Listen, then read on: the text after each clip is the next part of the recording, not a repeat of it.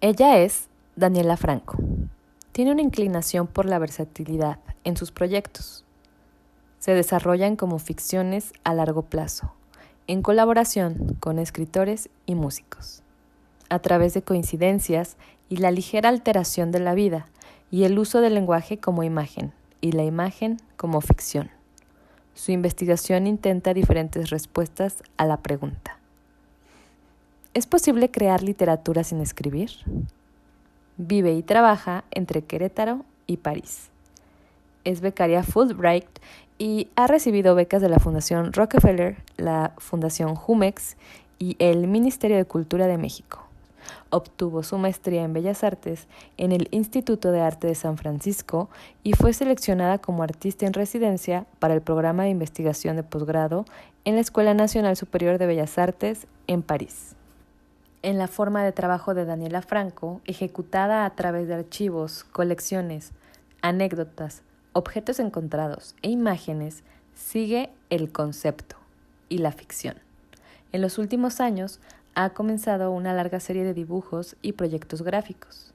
Hoy tuve la oportunidad de entrevistarla en la presentación de su exposición Mujeres en Cinta. Así que, sin más, te dejo con la entrevista. Estamos aquí con Daniela Franco, que está en su exposición de Mujeres en Cinta. ¿Nos puedes platicar un poco más de ti y sobre esta exposición? Sí, bueno, esto es una exposición que es una retrospectiva de un grupo que se llamó Mujeres en Cinta y que dejó de existir en el 2002 más o menos, y a lo largo del tiempo se ha ido recopilando mucho material de archivo y fotografías y entrevistas en video, etcétera, y al final hubo suficiente material para hacer una primera retrospectiva que se expuso en la Casa del Agua en México, y luego esa viajó al Museo de Arte Contemporáneo en Querétaro y finalmente aquí en la Galería Jesús Gallardo. Y es un grupo de música que grababa solo en cassette, que tiene muchas leyendas y cosas en torno a ella, que es como, pues en fin, es algo que hay que descubrir, hay que venir y ver como todas las piezas, las narrativas, los pedazos de archivo, las citas. Es como una larga narrativa que se ha desarrollado a través de los años y que aquí se concentran el rastro que ha ido dejando esa historia. ¿Y sobre tu trabajo, has seguido siempre esta línea conceptual?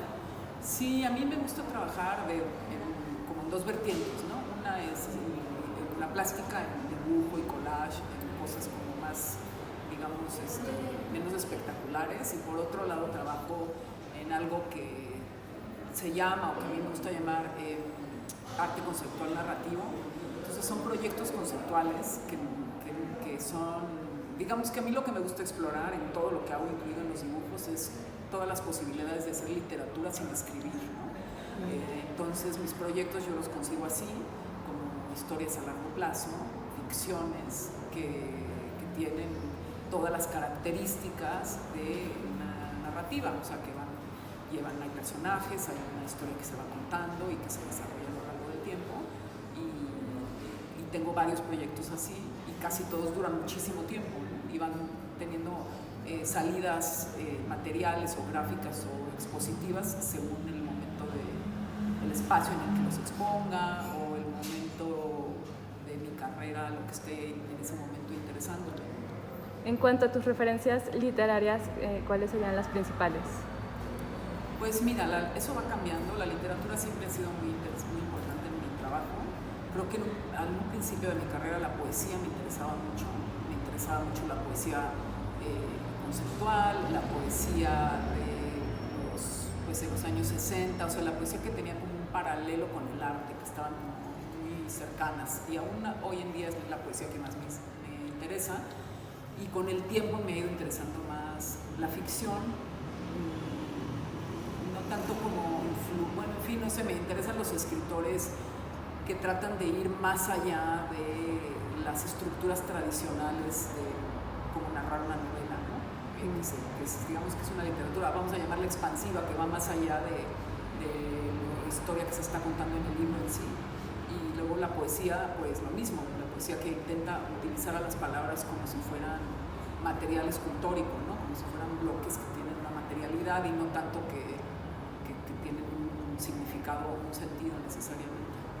Veo en las obras algo que hablas sobre literatura expandida, también hay un término que se llama dibujo expandido, y veo que has utilizado en las obras que están junto a la pared esto.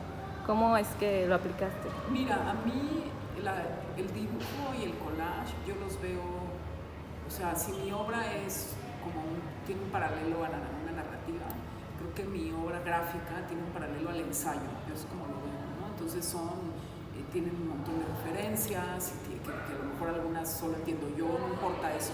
Y para mí el dibujo es una forma de escribir también, ¿no? Entonces casi todos mis dibujos son en hojas de cuaderno, o sea, trato como de darles ese marco, o bien son a base de collage, que para mí es una manera de crear como un ensayo multireferencial. Entonces, mi obra gráfica para mí sería ensayo. Usando un paralelo literario. Sí.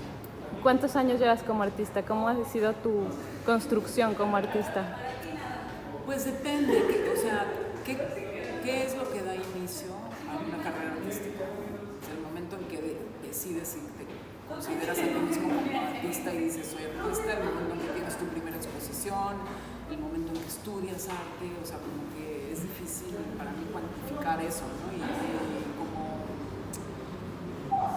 no sé, yo, o sea, depende de, a lo mejor te puedo decir 25 años, pero depende de qué esté considerando, ¿no? Sí, pero he tomado, en esa época ha habido momentos en que un año he dejado de hacer todo y me fui a invertir en una montaña y no hice nada, no expuse nada, entonces no sé cómo. Es como nutrir, ¿no?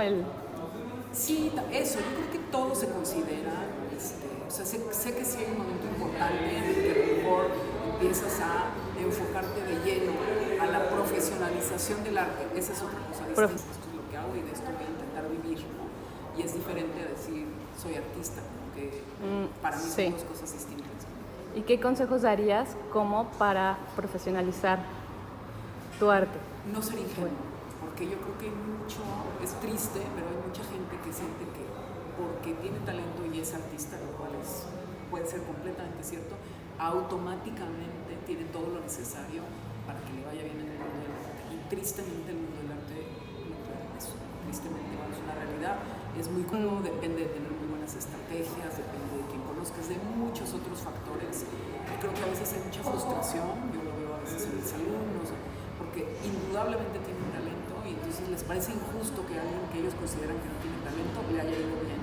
Pero creo que la profesionalización del arte y el irte bien, pues depende de muchas otras cosas que a veces son difíciles de cuantificar o intangibles o no se pueden enseñar. No pienso que eso debe desanimar a nadie de ser artista y de crear, pero sí debe haber como una dosis de realidad, ¿no? Y de prepararse a lo mejor según tu contexto, pues a ciertos sacrificios.